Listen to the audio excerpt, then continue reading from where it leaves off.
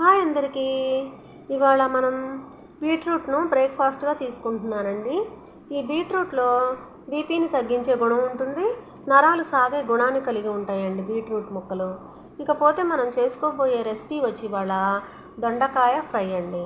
దొండకాయలు ఒక 400 గ్రాములు కానీ 1/2 కేజీ కానీ తీసుకొచ్చుకొని నీళ్ళల్లో నానబెట్టి అన్నీ అలా చీలికల్లా పోసుకోండి. పోసిన తర్వాత కొంచెం ఉప్పు వేసి పక్కన పెట్టుకోండి కలిపి. ఆ తర్వాత వాటిని పిండి అలా కళాయిలో నూనె పోసి దానిలో వేసేయండి. అవి 2 నిమిషాలకు ఒకసారి కలుపుతూ ఉండండి. పైన మూత కూడా పెట్టండి. ఆ తర్వాత కొంచెం నూనె కూడా ఎక్కువ పోసుకోండి. ఆ తర్వాత అలా 2 నిమిషాలకు ఒకసారి 3 నిమిషాలకు ఒకసారి తిప్పుతూ ఉండండి.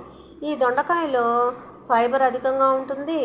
B1, B2, B6, B9 ఉంటాయి. ఇకపోతే అల్సర్లు, జీర్ణ వ్యవస్థ సమస్యలను తగ్గిస్తుంది. ఇంకా బీపీని కూడా, షుగర్ను అదుపులో ఉంచుతుంది. ఇంకపోతే క్యాన్సర్ ముప్పును కూడా తగ్గిస్తుంది. ఆస్మా వంటి రోగాలకు కూడా నివారించడంలో కీలక పాత్ర వహిస్తుందండి దొండకాయ.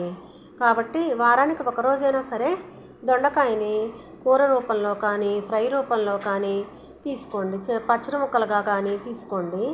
అదండి దొండకాయ యొక్క హిస్టరీ. ఇంకపోతే ఈ వీడియో కనుక మీకు నచ్చినట్లయితే లైక్, షేర్, సబ్స్క్రైబ్ చేయండి. దీనిలో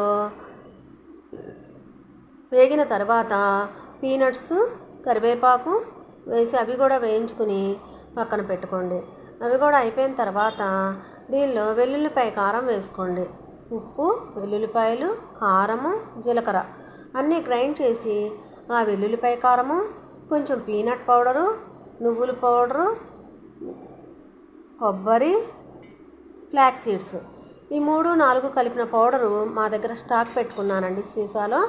అవి ఒక 2-3 స్పూన్లు వేసేసుకోండి. ఇవి అన్నీ చాలా మంచివండి ఈ పౌడర్లన్నీ. దీనివల్ల ఈ దొండకాయ ఫ్రైకి చాలా కమ్మదనము ప్లస్ ఆరోగ్యము 2 వస్తాయండి. బాగుంది.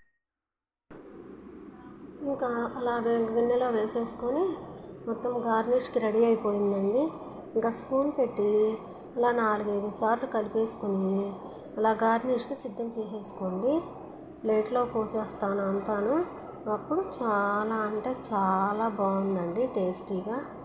ఇంకా ఒకసారి టేస్ట్ చూడండి, ఒకసారి ట్రై చేయండి. Thank you.